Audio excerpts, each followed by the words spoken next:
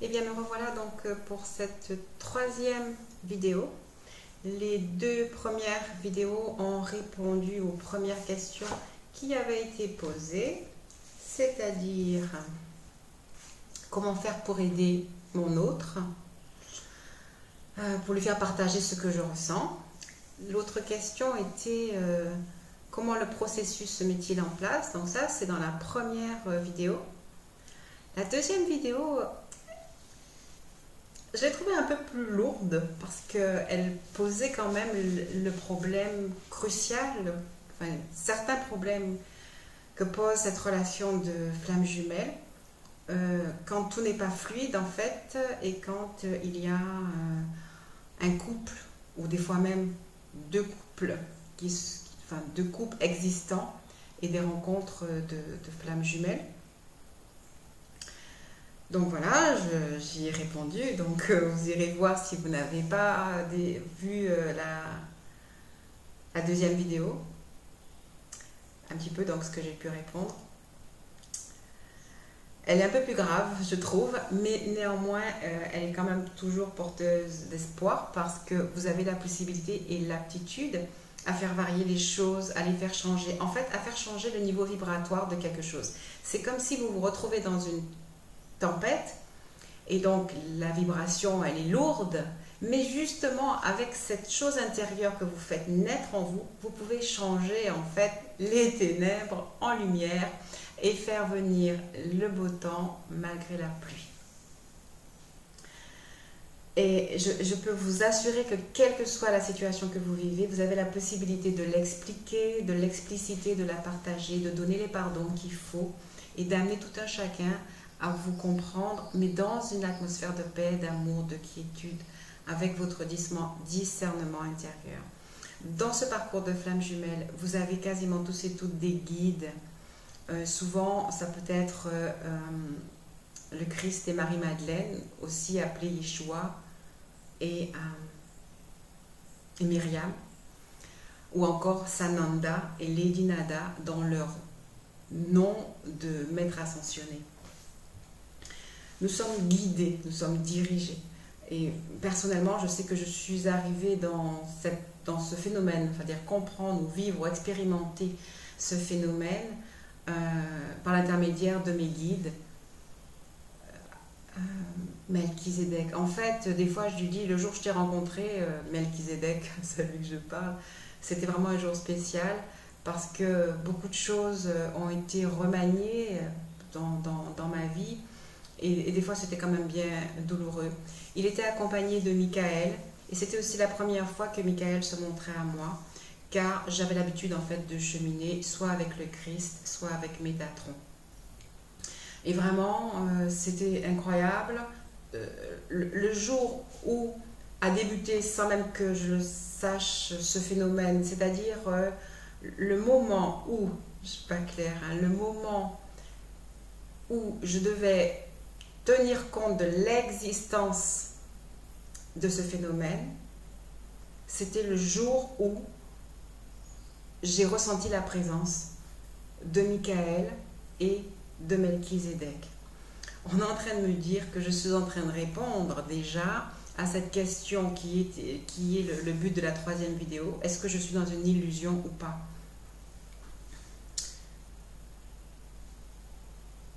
Effectivement, c'est clair que c'est quelque chose qui vient nous happer. L'illusion est-elle dans le phénomène, si je pense à mon expérience propre, ou est-ce que l'illusion était de dire que j'ai rencontré ou j'ai ressenti ou j'ai perçu l'énergie de Michael, de l'archange Michael et de Melchizedek, qui n'est même pas appelé archange, qui est plus un Elohim. Qu'est-ce que c'est que ces énergies qui dans la troisième dimension n'existent pas? Qu'est-ce que c'est que cet appel, ces aspirations? C'est exactement comme le phénomène de flamme jumelle. On peut vouloir rester cartésien, complètement incarné, et les occulter. Mais on peut aussi être conscient de les voir, de les ressentir, de les percevoir, c'est-à-dire de percer la vision et donc d'élargir notre vision à une perception plus grande. C'est cette perception plus fine, plus subtile, mais plus grande. Cette perception qui a une vision plus élargie et qui a surtout la vision de l'éternité, c'est cette perception qui va vous guider, qui est la fameuse étoile dont je vous parlais dans la vidéo précédente.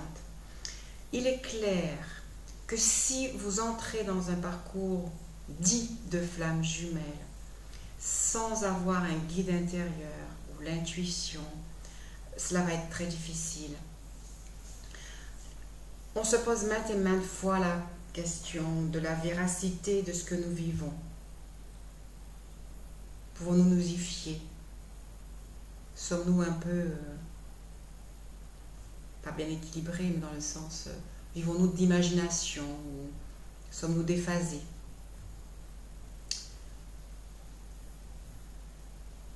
J'ai recherché de nombreuses réponses. Et je me suis posée sur la réponse suivante. Si dans un parcours de flamme jumelle, vous avez le sentiment d'avoir reçu des indications par des guides, des maîtres ascensionnés, des anges ou des archanges, vous avez une grande chance effectivement d'être effectivement dans un parcours de flamme jumelle. Certaines fois, il vous est annoncé que vous allez rencontrer votre flamme jumelle. Certaines fois, on vous dit, tu vas rencontrer. Et ça, c'est assez extraordinaire quand effectivement après vous faites une rencontre spéciale. Pour répondre vraiment, de façon un peu philosophique à la question, sommes-nous dans une illusion? J'ai envie de vous dire, tout est illusion. Et ça, c'est très important. Dans mon livre « Ma liberté », il m'a été enseigné en permanence que rien n'était réel, que tout était une illusion, que tout était une formation de la pensée, tout était une formation de l'esprit. Et qu'en fait, notre réalité matérielle n'est qu'une illusion partagée. Ce n'est qu'une pensée partagée. Nous partageons tous le sentiment d'être là, d'avoir des fleurs par ici, d'avoir des vêtements. Voilà, et vous voyez la même chose parce que nous avons un rêve partagé qui constitue la troisième dimension. Là où on commence à avoir l'impression d'être perdu, c'est quand nous avons des idées et des pensées qui ne sont pas obligatoirement partagées par un grand nombre. Et là, on a l'impression d'être dans l'illusion. En réfléchissant à ce mot « illusion », je me suis rendu compte qu'il portait quand même la racine « illumination ». En fait, nous sommes dans une lumière qui n'est pas une lumière matérialisée et partagée, mais une lumière, une pensée est venue à nous. L'illusion est la première étape de la création, c'est-à-dire l'illumination. L'illusion, c'est le eureka des savants. Alors, très certainement que certaines fois, on peut penser que c'est une illusion, c'est-à-dire une imagination non partagée, une réalité non totalement partagée. Elle n'est d'ailleurs des fois même pas partagée par l'autre en question. Que faisons-nous des illusions? Que faisons-nous des idées qui viennent à nous comme ça? Et puis en fait, cela fait partie d'un processus. J'ai parlé d'un savant, du fameux eureka du savant. Le savant, il a une idée, une petite lumière, une illumination. Et cette illumination, il va la faire partager. Il va en avoir d'abord une vision intérieure. Et ensuite, cette vision intérieure, il va déclencher un processus jusqu'à ce que cette chose passe dans la troisième dimension et qu'elle soit partagée par tous. Alors, d'où nous vient à toutes et à toutes cette illusion, sans aucun doute de la sixième dimension, en tout cas de dimension non partagé par tous, en tout cas pas de la troisième dimension, en tout cas pas du monde matériel, en tout cas pas d'une certaine réalité, cela est vrai. Ce que vous vivez dans ce parcours vient d'une image, d'une lumière non encore partagée. Et c'est exactement cela, c'est cette espèce de semence de lumière qui vient à vous. Vous avez la possibilité de l'étouffer, de la planter, de la déraciner pour voir ce qu'elle va donner, ou de l'arroser petit à petit, jusqu'à ce qu'elle fleurisse et qu'elle arrive à son plein potentiel, à son plein développement. À l'origine de tout est une illusion.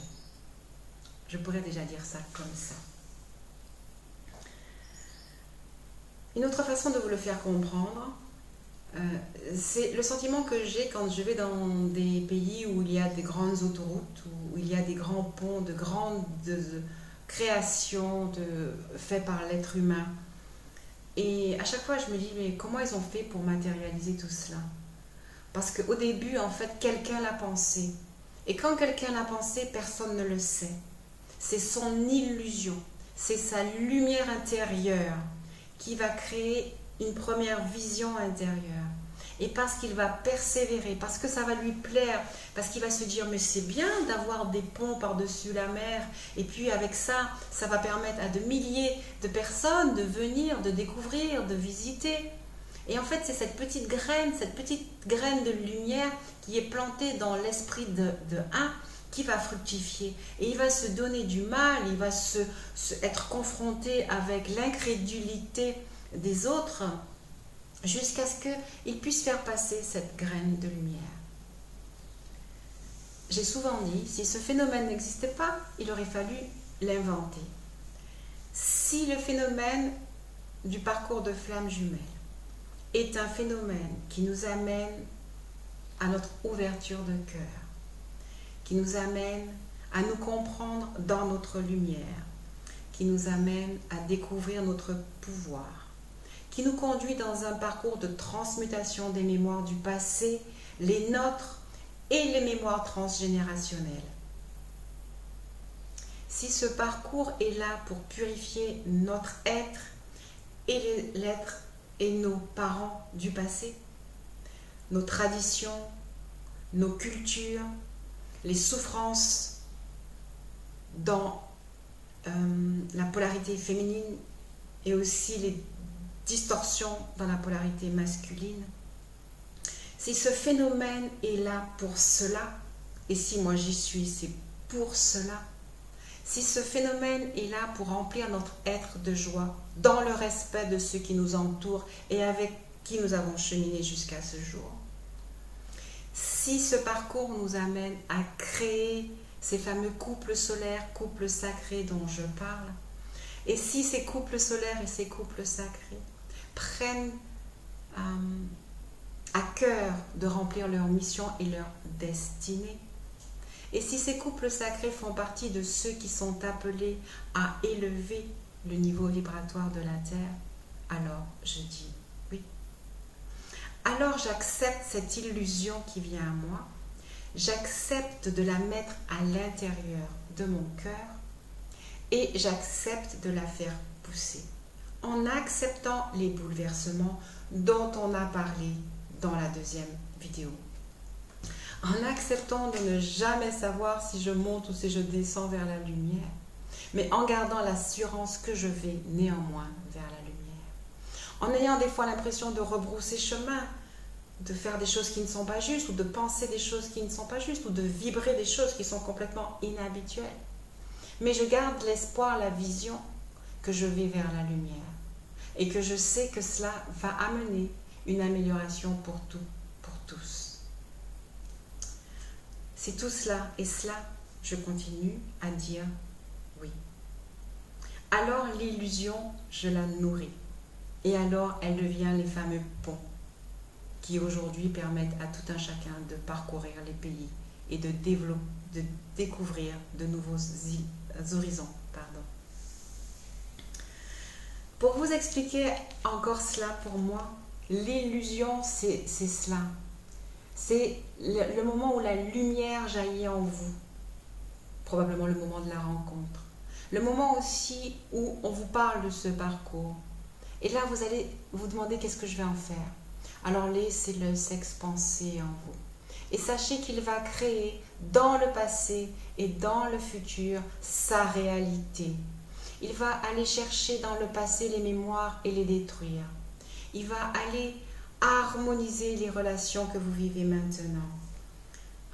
Ce grain d'illusion, quand vous l'établissez dans l'expansion de votre être, va aller se créer sa réalité dans le passé, dans le présent, dans le futur expansé.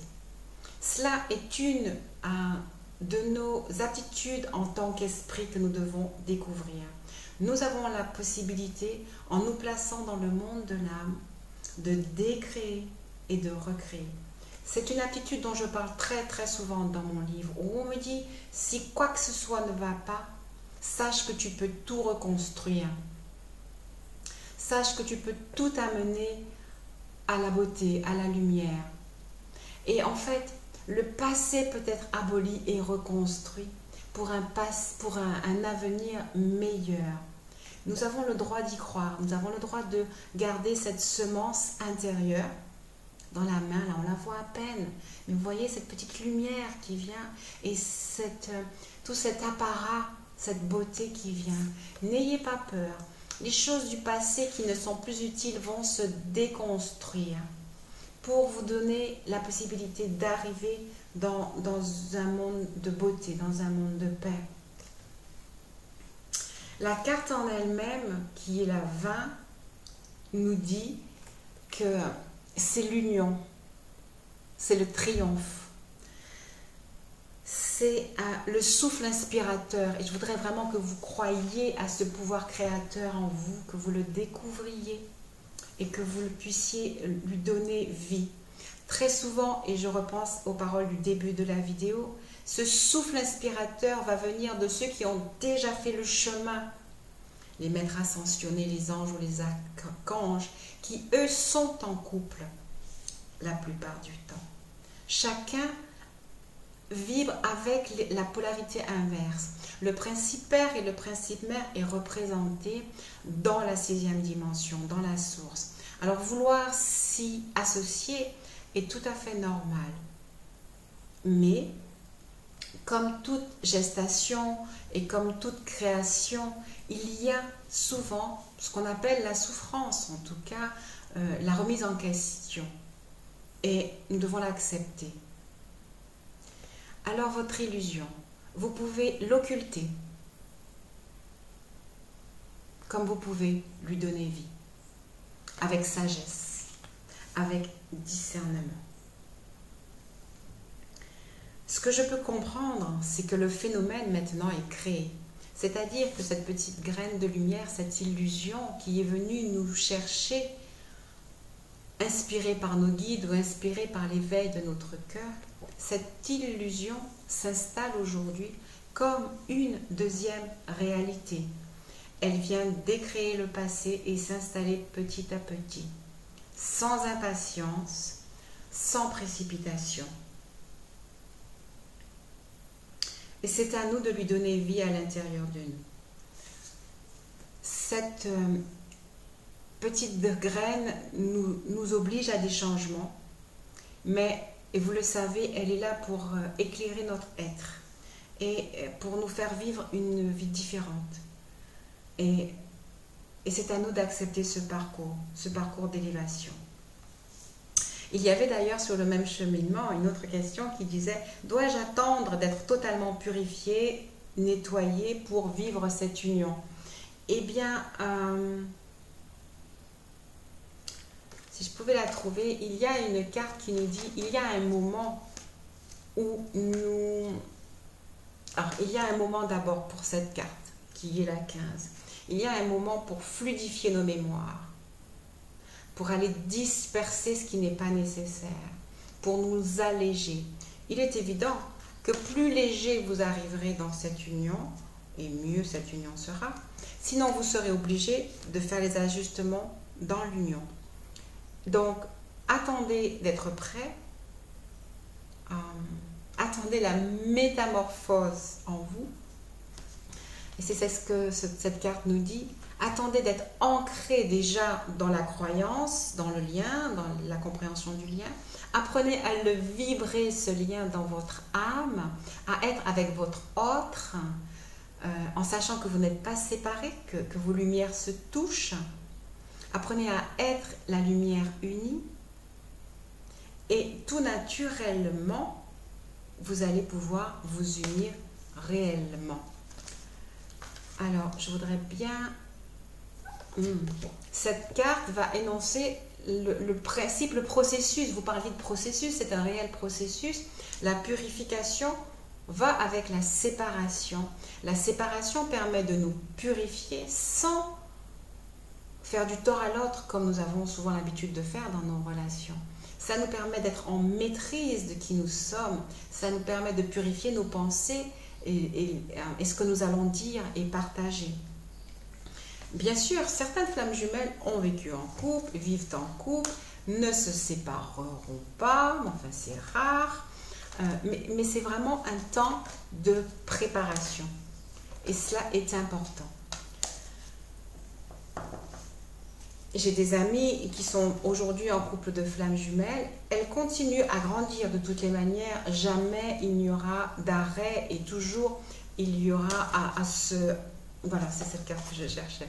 Toujours il y aura à changer son état de conscience. J'aime cette carte, elle représente le sigle Theta. Theta est un état de conscience qui nous permet d'effectuer les changements.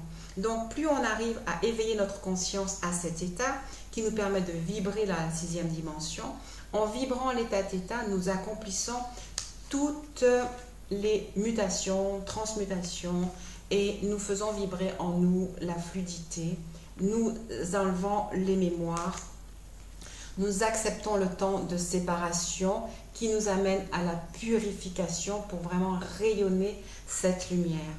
Et donc, l'important, c'est acquérir et vibrer souvent l'état Theta que vous pouvez acquérir et vibrer lors des méditations. C'est pour cela que j'ai choisi effectivement de nous alimenter jour après jour d'un temps de méditation d'une 20aine de minutes comme un rendez-vous régulier en écoutant, en réécoutant qui nous sommes pour vibrer ne serait-ce que 20 minutes dans la journée à notre pleine solarité, à accepter la séparation, à vibrer en état Theta, et cet état Theta que j'obtiens aussi des fois dans les méditations parce que j'utilise des techniques d'hypnothérapie. Cela nous permet de vibrer l'état Theta et de permettre à notre moi supérieur, à notre moi divin, à notre guide intérieur, à notre étoile intérieure de venir accomplir en nous jour après jour les transmutations nécessaires, les changements nécessaires et nous permet une évolution jusqu'à ce que nous pouvions passer, et c'est ce que la carte dit, jusqu'à ce que nous pouvions être conscients en permanence d'autres formes d'existence. Et donc, c'est juste fantastique d'arriver enfin à vibrer la 6 tout en vivant la 3. Alors, je vais vous dire quelle est la différence que je fais entre la 5e dimension et la 6e dimension. C'est tout à fait personnel. Donc, vous pouvez y adhérer comme pas. C'est comme ça que... vous savez, on est créateur et ça, j'utilise cette notion. Et donc, c'est ma façon à moi de percevoir ce que j'ai pu ressentir dans mes transformations intérieures. Pendant de nombreuses années, j'ai fait un travail aidé par ce que je recevais. Je suppose que vous le savez, ce livre, je dirais, je l'ai écrit et je ne l'ai pas écrit. Ce livre, en fait, c'est ma voix intérieure, c'est la voix du divin qui m'a donné de savoir, d'entendre, de comprendre et qui désirait vraiment me dire « sois qui tu es, sois qui vous êtes, soyez la lumière, inspirez-vous de la source, soyez la source, remplissez-vous de la source, vibrez la source ». Donc ça, c'était la première chose, c'était la première étape. Ensuite, il m'a été donné justement de faire vibrer ces choses-là en moi en proposant des parcours de méditation. Parce que j'ai bien compris que la méditation élevait chaque fois mon état, dans un état de conscience qui m'ouvrait à la conscience de qui j'étais, qui m'ouvrait à rentrer en communication avec mon moi divin. Et donc sur ce chemin, je dirais, j'ai rencontré la 5e dimension et j'ai découvert que la 5e dimension, c'était juste le principe d'amour. C'était l'énergie d'amour. C'était l'amour en moi. Et je vibrais cet amour comme je peux l'exprimer dans les différentes méditations. Mais j'ai vraiment ressenti qu'après cet espace d'amour qui est déjà juste extraordinaire, où on se sent en plénitude, où on se sent et où on comprend, où la complétude vient à nous, où généralement, effectivement, ce phénomène de comprendre qu'il y a à aller plus loin, à aller vers la solarité, vers le couple sacré, à ce moment-là, c'est comme si une autre porte s'ouvrait à moi, celle que j'ai appelée la 6e dimension, parce que dans cet espace-là, en fait, on devient de réels créateurs. Nos pensées deviennent complètement créatrices, nos dons deviennent efficaces et nos pensées s'accomplissent dans l'instantanéité. C'était en fait non seulement être et vibrer l'amour, mais voir qu'on pouvait l'utiliser à chaque instant. Et comprendre qu'on pouvait rester dans cet état-là pour affronter toutes les difficultés de notre vie. C'est cela que j'appelle la 6e dimension. Et dans cette 6e dimension, nous ne sommes pas séparés, nous sommes tous un, nous sommes l'âme une. Et là, eh bien, quand on est dans un parcours de jumeaux-jumelles, ben là, tout est bien parce que la séparation, on ne la ressent pas. On peut être et vibrer, quelle que soit l'incarnation, la nôtre, quelle que soit l'incarnation dans notre jumeau, quelle que soit sa polarité, quelle que soit la difficulté peut-être à matérialiser cette union un jour, ça n'a aucune importance parce que la 6e dimension devient presque un monde palpable. Il le devient, il l'est énergétiquement, il vibre à l'intérieur de nous.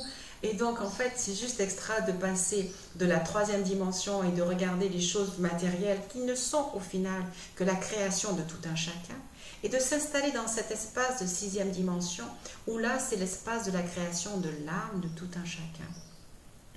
Où là règne la paix, où là règne la quiétude, où là, vous êtes dans l'amour, où là, vous n'êtes séparés ni de votre autre, ni de personne. Et là, vous comprenez même les scénarios de ceux qui vous entourent, de ceux qui vous ont blessé. Et là, vous n'avez plus le sentiment de trahison, de rejet, d'abandon, d'humiliation et d'injustice. Les méditations que nous mettons en place jour après jour nous conduisent, avec le temps et la patience, à se remplir de la science et de la connaissance et de pouvoir s'installer dans cet état ou de savoir comment faire pour passer de la 3 à la 6 et de rester le plus possible dans la 6e dimension. Voilà ce qu'est la 6e dimension pour moi. C'est le ressenti, c'est la conscience d'être une âme entière, d'être une partie du tout, d'être le tout. Et c'est cela que nous amène la méditation, le lâcher-prise, l'acceptation de nos guides, le partage avec nos guides. Et nous allons terminer avec cette dernière carte, qui est la plus belle carte du tarot psychique, qui est l'univers. En fait, dans la 6e dimension, on devient l'univers. On devient à la fois cette personnification et tout ce qui est autour. On devient tout ce qui est et tout ce qui n'est pas.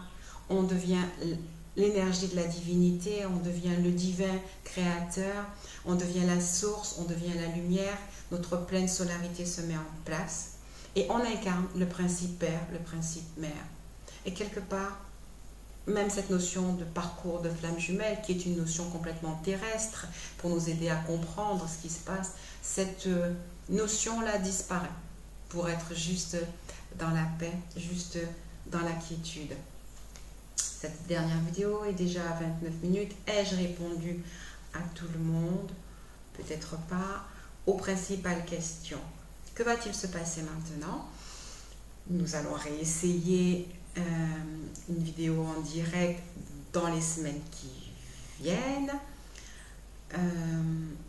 Je vais l'annoncer sur le groupe Flamme Jumelle. Je vais réouvrir le groupe comme pour la première fois et vous pourrez, aussi nombreux que vous voudrez, poser des questions. Et je pense que régulièrement, je vous laisserai poser des questions et j'y répondrai jusqu'à ce qu'on fasse le prochain direct qui, je pense, cette fois-ci, voudra bien nous permettre de partager vraiment en direct et que vous ayez l'impression d'être vraiment participant, participante. Voilà, je sais ne pas avoir beaucoup répondu, ne pas m'être beaucoup étendue sur les âmes jumelles de même sexe, parce qu'il n'y a pas tant de choses que ça à dire.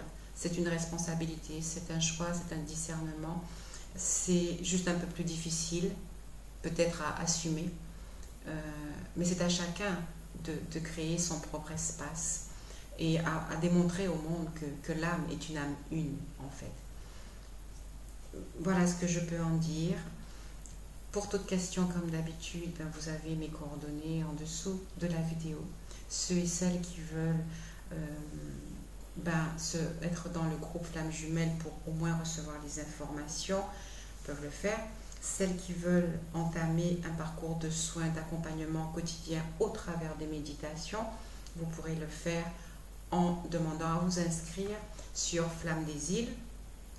Ceux et celles qui voudraient avoir un entretien avec moi, vous pouvez le faire. Alors, c'est plus facile quand on est sur Flamme des Îles parce que vous êtes sur mon téléphone, sur mon WhatsApp et vous avez droit dans l'abonnement à un entretien avec moi.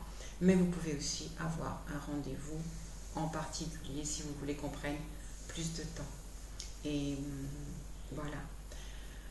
Je vous remercie pour ce temps de partage, pour votre temps, pour votre désir de grandir et de faire grandir par conséquent l'énergie autour de nous pour l'embellir et pour embellir notre belle planète. Et je vous dis donc à très bientôt et merci encore pour votre présence.